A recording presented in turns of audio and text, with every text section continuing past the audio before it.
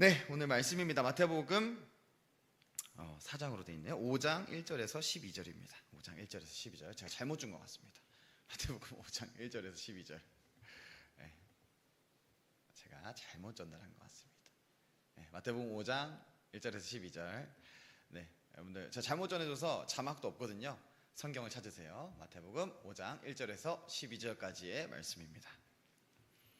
우리 같이 읽겠습니다. 찾으셨나요? 마태복음 5장 1절에서 12절 같이 읽겠습니다.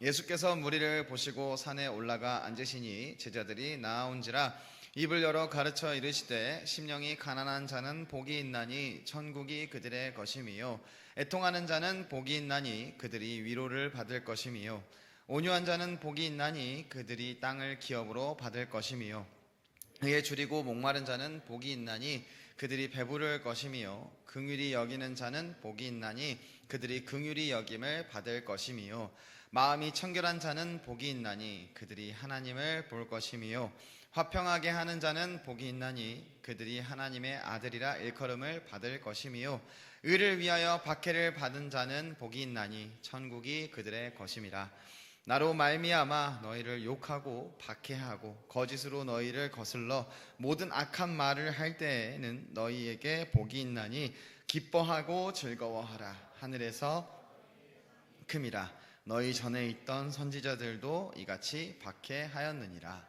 아멘. 네, 혹시 영상이 준비가 되었나요? 안 됐나요? 알겠습니다. 여러분들 혹시 게임 해보신 적 있으세요? 게임? 뭐 컴퓨터 게임이든 핸드폰 게임이든 뭐든 상관없습니다. 게임 해보신 적 있나요? 혹시 그 항아리 게임이라고 아세요? 알아요? 여자분들도 좀 알아요? 자, 이제 뭐 이렇게 항아리에 들어가 있는 사람이 이제 방맹이를 돌려가지고 이렇게 넘어가는 게임입니다. 이렇게 어디 목적지를 향해서 가는 게임인데 그러한 게임들을 처음 시작하면 뭐부터 하는지 아세요? 네? 그렇죠. 튜토리얼부터 시작합니다. 왜요? 그렇죠. 뭔지 모르니까. 조작법을 알려주는 거예요. 자, 처음 들어간 세계관입니다. 딱 게임이 딱 들어가서 처음 들어간 세계관이에요. 거기서 내가 주인공이야. 근데 이제 내가 어떻게 움직이는지, 어떻게 진행되는지, 무엇을 목적으로 향하는지 모르죠. 그러니까 튜토리얼로 알려줍니다. 어떻게 움직여라. 어떻게 칼을 휘둘러라. 활을 쏘아라. 어떤 것들을 뭐 주어라. 이걸 주우면 어떻게 될 것이고 뭐 어떻게 될 것이다. 너의 목적지는 여기야.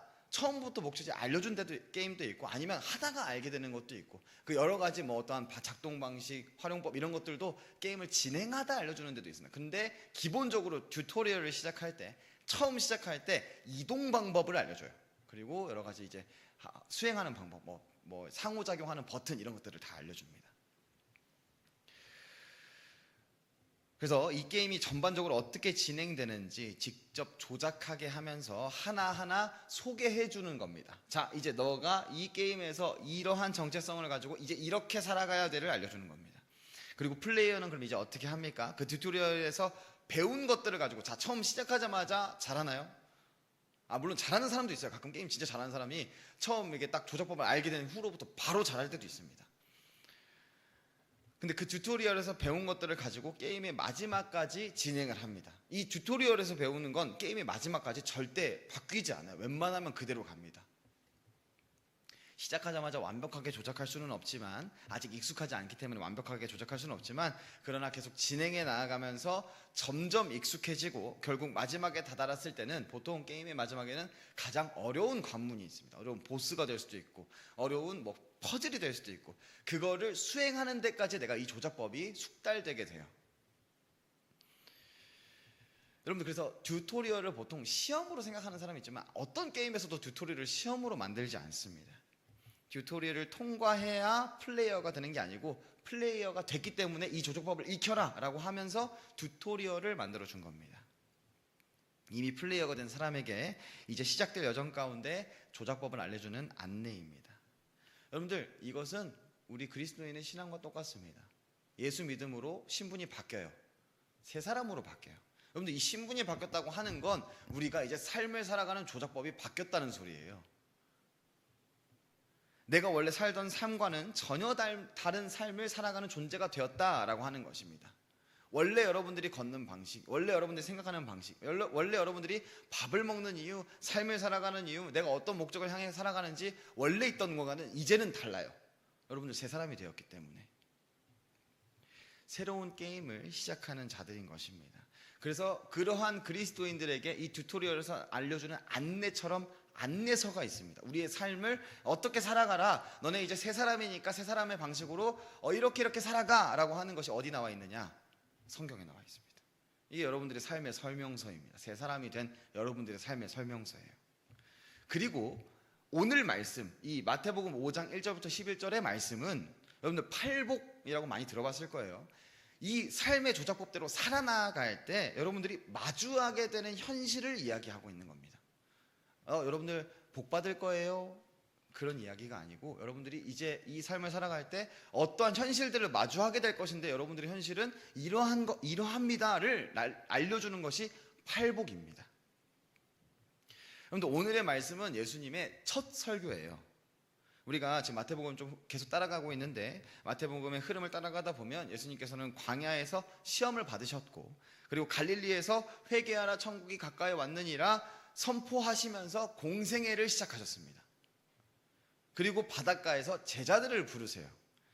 이후에 온 갈릴리를 두루 다니시면서 회당에서 가르치시고 천국 복음을 전파하시고 병든 자와 약한 자를 고치셨습니다. 그러자 이제부터 수많은 사람들이 예수님을 따라요. 자, 이제 예수 믿기 시작한 존재들인 거예요. 예수님이 첫 설교를 시작하시는데 어떻게 하시냐? 1절에 보면 그 시점에 1절에 보면 예수께서 무리를 보시고 산에 올라가 앉으시니 제자들이 나아온지라. 그 당시 랍비는 서서 안 가르칩니다. 앉아서 가르칩니다. 이게 권위를 상징하거든요. 예수님께서 그 권위대로 이제 가르치시기 시작하다 했다는 거예요. 무엇을? 자, 이제 이 앞에 모인 사람은 어떤 존재들입니까?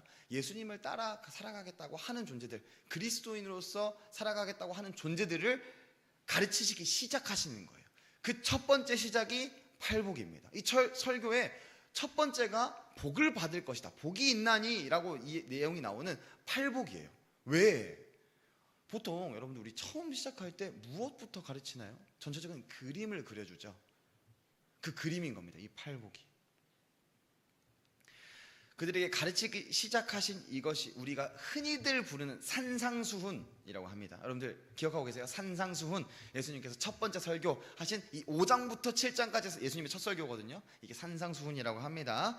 이 첫 설교이자 첫 가르침인데 이 첫 부분에서 팔복을 나타낼 때 이 앞에 있는 사람들에게 자 이제 너네 그리스도인으로 살아갈 거지? 그럼 이제 너네부터 이렇게 살아갈 때 이러한 상황들이 생길 거야를 시작하신 것입니다.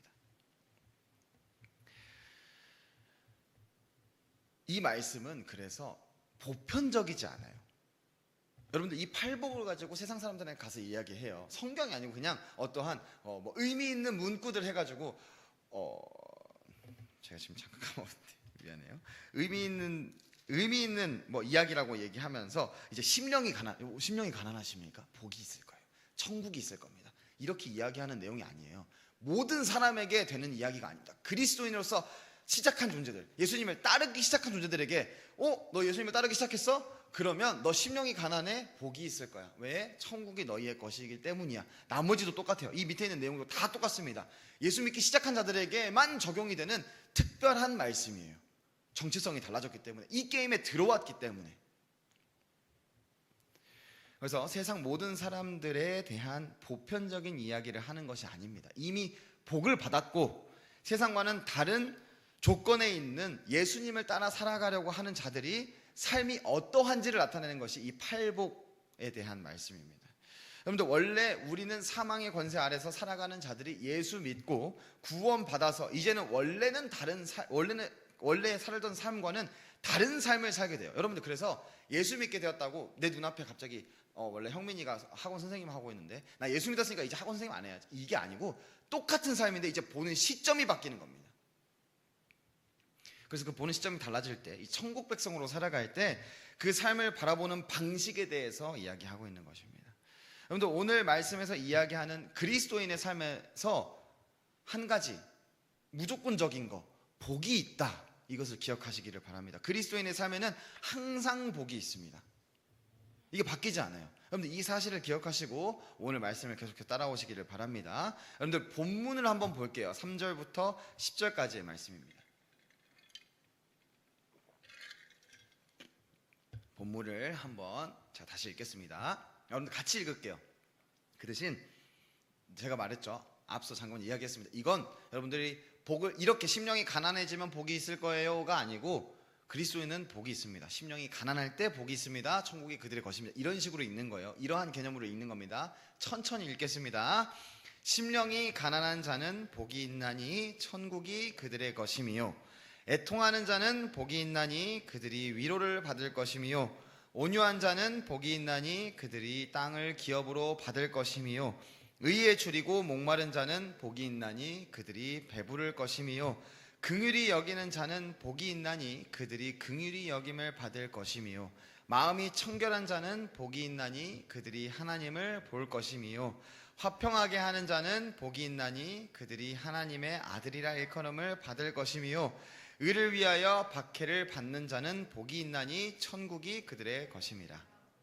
아멘. 여러분들 보통 복 받을 거예요 라고 이야기하면 어떻게 생각하게 됩니까? 우리 수진이 복 받을 거예요. 뭐가 있을 거예요? 여행을 갈 수 있을 것 같은. 우리 수진이 여행 좋아하니까 저 그거밖에 몰라요. 그래서 얘기하는 건데. 네. 여러분들 어떻게 복을 받을까? 복이 있을 거예요 이야기하면 어떻게 복을 받을까 많이 고민들을 합니다. 보통. 그런 관점으로 이 말씀을 봤을 때 복이 있을 건데 그럼 어떻게 복을 받지라고 하는 그 관점으로 봤을 때 이 오늘 말씀은 조건이 너무 많아요. 심령이 가난해야 되고 애통해야 되고 온유해야 되고 의에 줄이고 목말라야 되고 긍휼히 여겨야 하고 마음이 청결해야 하며 화평하게 해야 하고 박해까지 받아야 복이 있다라고 이야기하는 것 같습니다. 이 조건들이 충족이 되어야 복이 있다는 생각에 솔직히 이렇게 복을 받을 거면은 시작하지 않는 게 좋지 않을까라는 생각도 들게 됩니다. 시작하기도 전에 지치는 것이죠. 그리고 그 조건들을 보면 일단 시작부터 조금 이상합니다. 여러분들 심령이 가난한 자를 보통 누구를 심령이 가난한 자라고 할까요?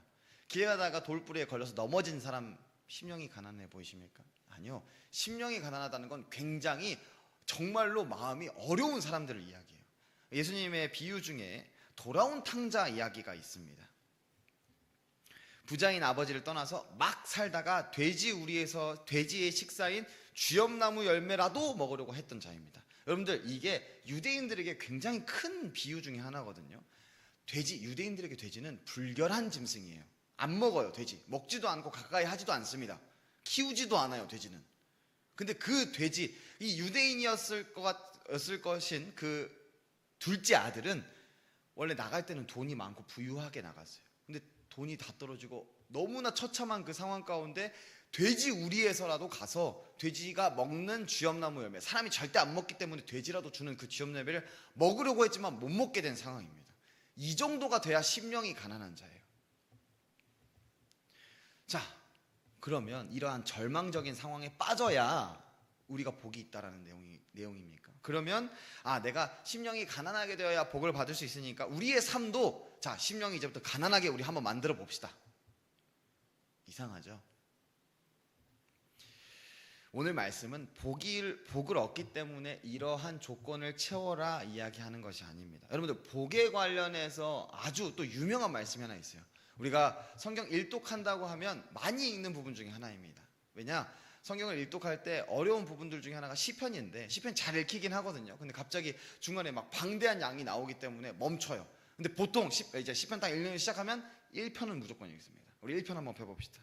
여기에 복에 관련된 내용이 나오는데 시편 1편의 말씀입니다.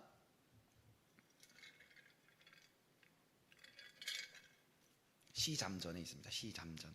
시편 1편 1절 2절 같이 읽겠습니다. 복 있는 사람은 악인들의 꾀를 따르지 아니하며 죄인들의 길에 서지 아니하며 오만한 자들의 자리에 앉지 아니하고 오직 여호와의 율법을 즐거워하여 그의 율법을 주야로 묵상하는도다. 아멘. 여러분들 이 말씀이 이렇게 하면 복을 얻습니다 라고 말합니까? 악인의 꾀를 따르지 말라 그러면 복을 주겠다 이렇게 이야기하지 않습니다. 시편 기자가 명령하고 있는 것이 아니라 묘사하고 있어요. 복 있는 사람은 이래 라고 묘사를 하고 있는 겁니다. 여러분들, 복 있는 사람은 이미 복 있는 사람이 어떤 사람인지를 그리고 있는 거예요. 시편 기자는. 복 있는 사람은 악인의 꾀를 따르지 않는 사람이고, 복 있는 사람은 여호와의 율법을 즐거워하는 사람이다 라고 표현하고 있는 겁니다. 여러분들, 전제가 어떤 전제가 깔려 있습니까? 이 사람은 복을 이미 받은 존재라고 하는 전제가 깔려 있습니다. 복이 먼저 있고 그 삶이 복을 따라온다라는 개념으로 이야기하고 있는 것입니다. 여러분들, 성경은 이처럼 복이라는 것을 이야기할 때 우리가 쟁취해야 된다라고 이야기하지 않아요. 오늘 말씀도 보면 헬라어 원문으로 보면 이 팔복에는 명령형이 없습니다. 이게 무슨 말이냐? 심령이 가난하라가 아니라 심령이 가난한 자는 복이 있나니, 명령이 아니라 선언이에요. 그렇게 되라가 아니라 그러한 자는 복이 있다.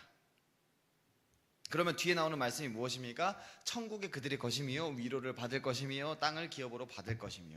무슨 말이냐면 이 상황이 되었을 때 복이 있으니까, 그리스도인은 이미 받은 복이 있으니까 이렇게 될 거야. 그러니까 심령이 가난할 때 걱정하지 마, 천국이 너희의 거야.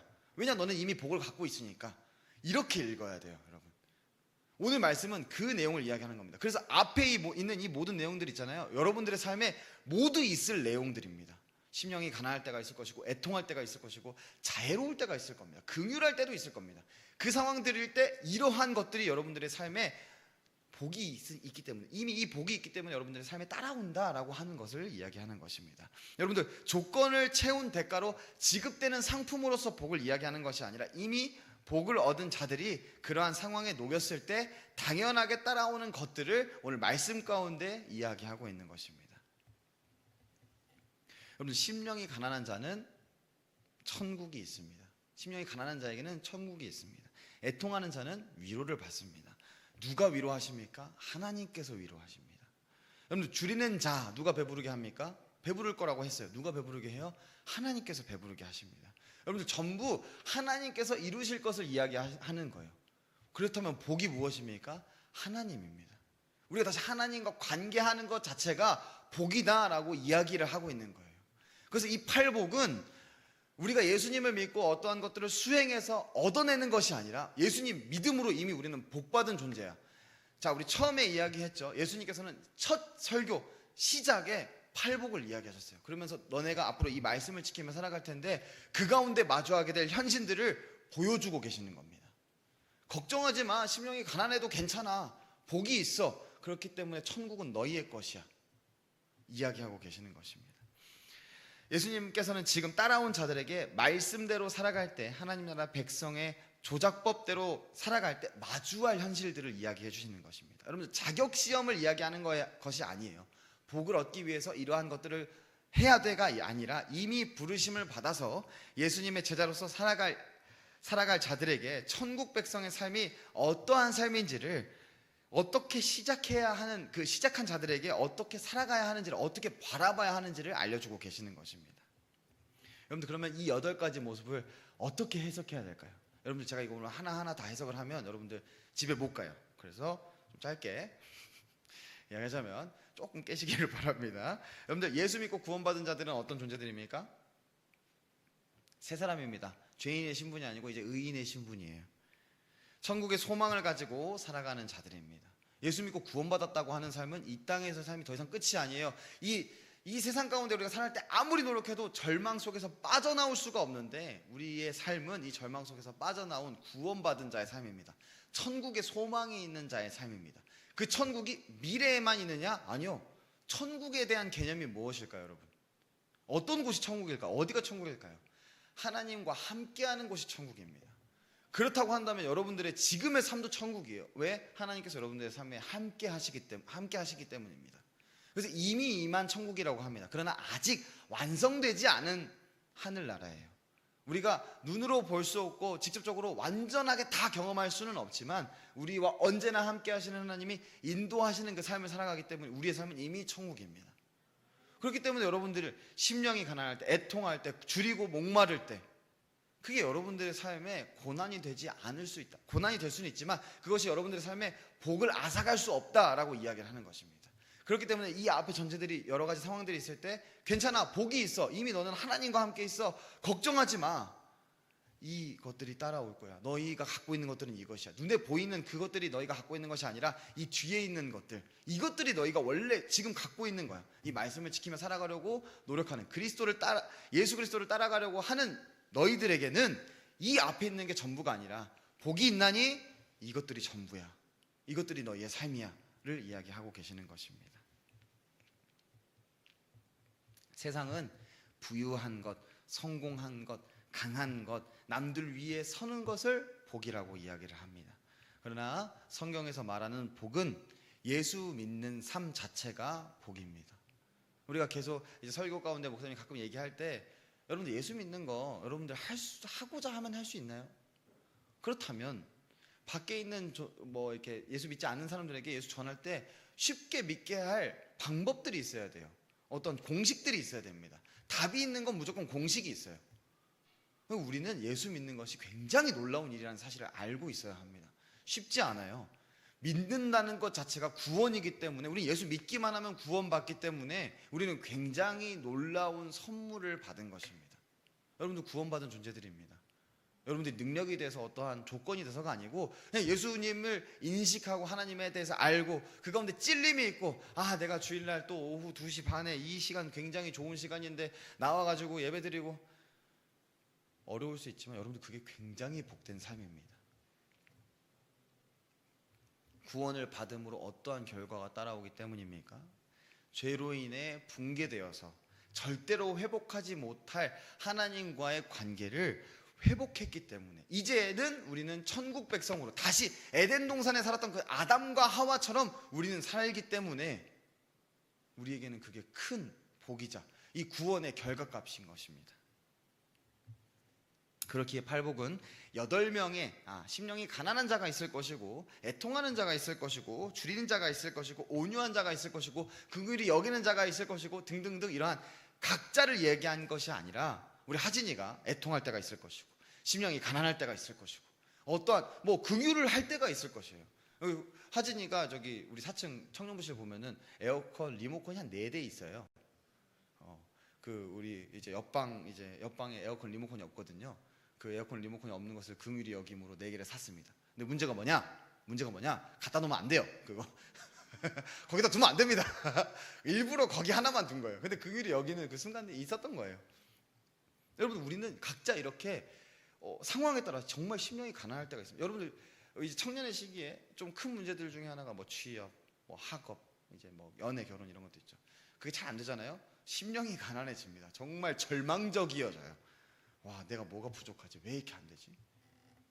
여러분들 그걸로만 삶을 바라보지 마세요. 심령이 가난하십니까? 복이 있나니 천국이 너희의 것이며, 이 천국을 바라보고 계세요. 하나님이 나와 언제나 함께 하신다는 것을 바라보고 살아라가 예수님께서 설교 처음에 이제 이 산상수훈 첫 설교에서 말하는 프리뷰예요. 자, 너네 말씀 지키며 살아가지. 심령이 가난할 때 심령이 가난한 것만 보는 게 아니야. 너는 복이 있어. 천국이 너희의 것이야.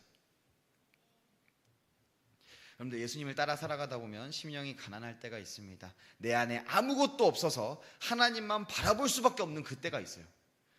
애통할 때가 있습니다. 나의 죄 때문에, 혹은 이 세상의 여러 가지 어떤 아픔들 때문에 울 때가 있습니다. 여러분들 온유한 자로 살아갈 때도 있어요. 내 힘으로 밀어붙이지 않고 하나님의 처분을 기다릴 때, 누군가가 너무 이상하게 행동하는데 내 힘으로 해결하려는 게 아니고 하나님의 처분을 기다릴 때, 여러분들 의에 줄이고 목마를 때가 있습니다. 하나님의 뜻이 이 땅에 이루어지기를 사무치게 갈망할 때가 있습니다. 긍휼히 여길 때가 있고, 마음이 청결할 때가 있으며, 화평하게 하는 자로 살아가게 될 때도 있습니다. 그리고 의를 위하여 박해받는 순간도 생길 수 있어요. 어느 것 하나 내 눈이 보이는 결과로 편한 상태는 아닐 것입니다. 그런데 복이 있나니, 우리가 바라볼 삶의 모습은 앞에 게 아니고 복이 있나니 이후입니다. 이 본문의 구조를 보면 왜 이런지를 또 생각할 수 있는데, 3절과 10절에 보면 똑같아요. 뒤에 뭐라고 나오나요? 보세요. 3절과 10절 한번 보세요. 맞습니다. 이것만 현재형입니다, 여러분. 나머지 가운데 있는 건 다 미래형이에요. 그렇게 될 것이다예요. 3절과 10절은 현재형입니다. 천국이 너희에게 있다를 이야기합니다. 위로를 받을 것이며 기업으로 받을 것이며 배부를 것이요 하나님을 볼 것이요 다 미래형입니다. 여러분들 무슨 뜻입니까? 8가지 상태 전부가 가난, 애통, 온유, 박해까지 천국이 이미 너희의 것이다라는 이 기본적인 복 안에 이 선언의 괄호 안에 다 들어가 있는 것입니다. 우리가 어떠한 상태에 있든지 그 상태가 우리의 복을 결정하는 것이 아닙니다. 이미 우리가 다시 회복한 하나님과의 관계, 그 천국 소망이 우리에게 복이고 그 복으로 인해서 우리는 이 뒤의 것을 바라볼 수 있다라고 하는 것이에요.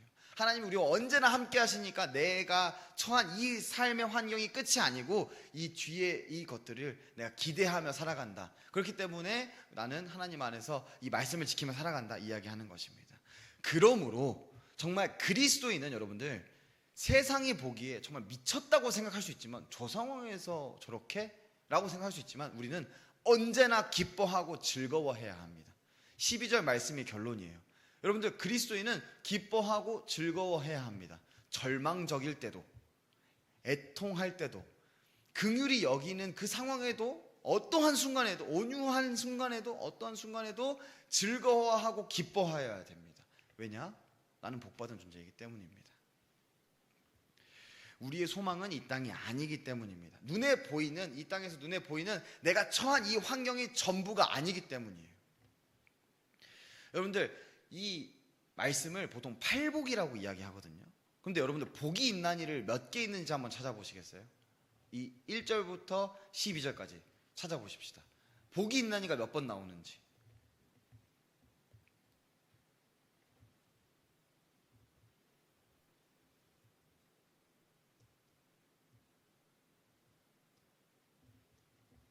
몇 번이에요? 9번. 근데 왜 팔복이라고 할까요? 이 11절 말씀이 전제이기 때문입니다. 이 11절 말씀이 이 위에 있는 모든 것을 포함하고 있기 때문이에요. 여러분들 이 11절 말씀에 특별히 나오는 게 있습니다. 뭐냐? 앞에 나로 말미암아예요. 여러분들 나로 말미암아 이 나가 누구예요? 예수님으로 말미암아 예수님을 따름으로 내가 이 성경 말씀을 지키면서 그리스도인으로 살아감으로 인해서 여러분들은 이제 다른 조작법으로 이 세상을 살아가기 때문에 심령이 가난할 때도 있고 애통할 때도 있고 긍휼히 여길 때도 있고 온유할 때도 있고 여러 가지 그 상황들이 있을 것입니다. 그래서 그 가운데 이제 욕을 먹기도 하고 박해를 받기도 하고 거짓으로 온갖 악한 말을 듣기도 하겠지만 괜찮아, 복이 있을 거야. 왜냐? 하나님이 언제나 함께 하시기 때문에 우리는 이미 복을 가지고 있고 그 가운데 우리가 바라봐야 될 현실은 이 현실이 아니라 우리는 더 먼 미래, 우리가 지금 이미 가지고 있는 눈에 보이지는 않지만 내 삶에 그렇게 강하게 언제나 내가 원하는 대로 역사되지는 않지만 그래도 언제나 나와 함께 하시는 그 하나님이라는 존재를 잊지 않고 살아간다라고 하는 것입니다. 그래서 12절 말씀에 팔복 전체, 이 말씀 전체에서 처음으로 명령이 나와요. 기뻐하고 즐거워하라. 무엇 때문에? 복이 있기 때문에. 여러분들 이상합니다. 앞에 욕을 먹고 박해를 받고 거짓으로 온갖 악한 말을 듣는다고 했습니다. 그럼에도 기뻐하고 즐거워하라고 합니다. 여러분들 이 11절 말씀이 이 앞에 있는 그 내용들을 기본으로 깔고 있는 거예요. 왜 그렇게 할 수 있느냐? 우리는 복이 있기 때문에. 이 세상의 삶이 끝이 아니기 때문에. 여러분들 정말로 심령이 가난해져서 진짜 내가 하는 일도 안 돼, 취업도 안 돼, 연애도 못 해, 결혼도 못 해. 그러다가 진짜 너무 이제 빈곤하게 이제 막 어렵게 누가 봐도 저 사람은 심령이 가난할 것 같아 하면서 살다가 죽었어요. 불쌍합니까? 근데 예수 믿었는데요? 안 불쌍해요. 여러분들 이 땅에서 사는 삶이 천국이기는 하지만 이 세상의 악함으로 그리고 여러분들이 하나님 앞에서 분명히 고쳐야 될 게 있기 때문에 그 가운데 고난과 역경이 있을 수 있습니다. 그것으로 여러분들 심령이 가난하게 되어서 나는 복이 있으니까 이제 이게 다 해결될 거야. 아니요. 심령이 가난한 자는 복이 있나니 천국이 너희의 것임이라. 여러분 천국이 여러분들의 것이 언제나 함께 한다고 했지 그 눈앞에 있는 모든 문제를 다 해결하신다고 하시는 게 아닙니다. 이 밑에 있는 나머지 복들도 보면 똑같습니다. 여러분들 이 8개의 복을 제가 다 설명을 하면 오래 걸리기 때문에 이 첫 번째 것만 자꾸 이야기하는 겁니다. 여러분들 인식하실 때는 나중에 집에 가서 보실 때 한번 보세요. 이 복을 여러분들의 상황에 맞춰서 한번 보세요. 내가 심령이 가난할 때가 언제 있었는지, 온유할 때가 언제 있었는지, 긍휼할 때가 언제 있었는지. 그래서 여러분들 언제나 우리는 어떠한 순간에도 어떠한 상황의 상태에도 기뻐하고 즐거워해야 합니다. 여러분 그것이 천국 백성의 정체성이에요. 그것이 그리스도인의 정체성입니다. 믿으십니까? 네. 여러분들, 형편이 좋아서 기뻐하고 즐거워하는 사람이 아니라 우리가 이미 받은 복 때문에 기뻐하고 즐거워할 수 있는 여러분들이 되시기를 소망합니다. 여러분들, 예수님께서는 새로운 삶을, 자 이제 너네는 새로운 삶이야, 새 사람이야를 살아가는 우리들에게, 자 이제 너네는 복을 가지고 있어. 그렇기 때문에 이 상황일 때 너네는 이렇게 보지 말고 이렇게 봐. 어떤 상황에서 너는 복이 있음을 잊지 말고 하나님이 함께 하심을 잊지 말고 이렇게 살아가, 이렇게 삶을 보면서 살아가를 오늘 말씀 가운데 이야기하고 계십니다. 우리는 복을 받아내야 되는 자들이 아니라 이미 복을 가지고 있는 자들입니다. 천국은 우리의 것이고 하늘의 상이 큽니다. 여러분들, 여기서 하늘의 상이 크다라고 하는 말을 우리가 뭔가 이제 복을 얻을 때마다 상이 하나씩 추가된다? 여러분들, 복은 한 번만 얻어요. 하나님이 우리와 함께 하는 것이 뭐 여러 번 계속해서 쌓입니까? 아니요, 계속 함께 하세요. 여러분들, 하늘에 우리의 상이 크기 때문이라 이것은 우리가 이미 받은 상이 얼마나 큰지를 이야기하는 겁니다. 차차 쌓이는 것이 아니고 이미 너무나 큰 상을 받고 있어요. 우리는 하나님과 함께 하심이라는 큰 상. 여러분들, 처음에 말씀드린 게임에서의 그 튜토리얼을 기억하세요? 조작법 기억하세요? 여러분들, 이 조작법이 바뀔까요? 크게? 이 말씀은 바뀌지 않습니다. 똑같습니다. 그러나 여러분들, 처음부터 완벽하게 해내지 못해요. 처음에는 이 단계를 넘어가기 위해서 수십 번, 수백 번을 죽을 수도 있고, 뭐 못 넘어가서 계속 안에 이 게임 못 해먹겠다 할 수도 있습니다. 그러나 여러분들, 포기하지 않고 진행하다 보면 점점 익숙해지고 마침내 가장 어려운 자리까지, 결론까지도 통과하게 됩니다. 여러분, 우리의 신앙도 그렇습니다. 오늘 팔복에서의 삶이 처음부터 완전히 다 인식되지는 않을 거예요. 심령이 가난할 때 천국에 우리의 것입니다 라고 이야기했는데, 도대체 하나님 어디 계시는지 알지도 모르겠고 나랑 함께 하신다고 했는데 이해도 안 되고, 의에 줄이고 목마를 때 배부르신다고 했는데 나는 배부르지가 않은데 이 땅이 지금 이렇게, 우리나라가 이렇게, 우리 학교가 이렇게, 내 친구들이 이렇게, 내 옆 사람, 우리 가족이 이렇게 배부를 거라고 하셨어요. 내 눈에 당장은 보이지 않을 수 있습니다. 그러나 여러분들, 이 말씀대로 살아가는 그 삶이 잘못돼서 그런 것이 아닙니다. 그렇게 될 것입니다. 우리는 이미 하나님과 함께 살아가기 때문에. 그렇기 때문에 여러분들, 언제나 완벽하게 처음부터 사라지지는 않지만 우리가 복이 있음으로 천국이 우리의 것이고 위로를 받을 것이고 땅을 기업으로 받을 것이고 배부를 것이고 긍휼히 여김을 받을 것이고 하나님을 볼 것이며 하나님의 아들이라 일컬음을 받을 것을 놓치지 말고 기대하며 살아가는 여러분들이 되시기를 소망합니다. 우리가 복이 있다라고 하는 근거가 있습니다. 이렇게 정말 될 것이라는 근거가 있어요. 하나님이 우리와 함께 하신다고 하는 그 근거가 있습니다. 넘어졌다고 해서 여러분들, 천국 백성의 신분이 취소되지 않습니다. 언제나 우리는 이 천국 백성의 신분으로, 하나님이 함께 하시는 그 하늘나라 백성의 신분으로 언제나 복이 있음을 잊지 않고 살아가시는 여러분들이 되시기를 소망합니다. 그러니까 여러분, 열심히 사세요. 삶을 열심히 사세요. 근데 앞에 놓여있는 여러 가지 그 사건들로 너무 크게 낙심하지 않으셔도 됩니다. 복이 있을 것입니다. 언제나 여러분들의 삶에 복이 있을 것입니다. 열심히 살아가시고 낙심하지 마시고, 언제나 복이 있음이, 무엇이 복이라고 했죠? 하나님이 우리와 함께 하시면 복입니다. 그 하나님을 열심히 찾으시는 여러분들이 되시기를 소망합니다. 여러분들, 이번 한 주간 여러분들이 어떤 상태에 놓여 있든지, 여러분들이 삶을 살아갈 때 여러 가지 상태가 있을 거예요. 그 상태를 오늘 이 말씀 가운데 한번 비춰보세요. 내가 오늘은 어떤 상태에 있지? 그럼 나는 나는 복이 있으니까 어떻게 될 것이지? 여러분들 한번 찾아보시기를 바랍니다. 그 상태 너머에서 있는 변하지 않는 복이 있음을 알고 삶의 조작법인 성경 말씀을 지키며 살아가는 여러분들이 되시기를 소망합니다. 천국이 여러분들의 것입니다. 하늘에서의 여러분들의 상이 큽니다. 언제나 말씀을 지키는 삶 가운데 기뻐하고 즐거워하는 여러분들이 되시기를 소망합니다.